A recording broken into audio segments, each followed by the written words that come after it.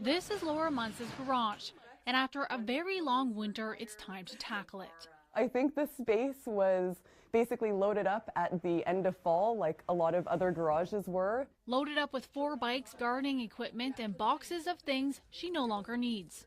It's so packed, the space can only be used for storage, and it's stressful to look at. Get things organized so that we can spend more time doing the things that we enjoy doing. The 3 biggest concerns for people are they don't know where to start, they feel overwhelmed, and they don't have enough time. The team hits the ground running. This job should take 3 to 5 hours. The first step, recycling.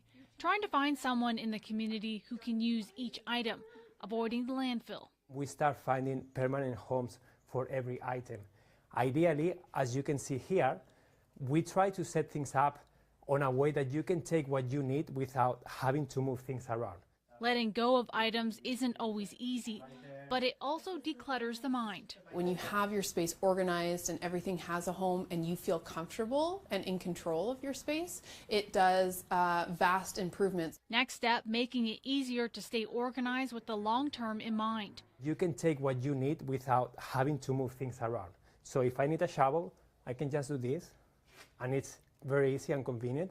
And that's a time saver. It will be so nice to be able to walk in, grab my bicycle, and be on the road. It just ends up saving you time in the long run. Laura Muntz happy to be done her spring cleaning. I'm very excited to have the space ready for spring. Everything has its own home now, which is fantastic. Less is more, and Muntz is ready to enjoy the season with this improved space.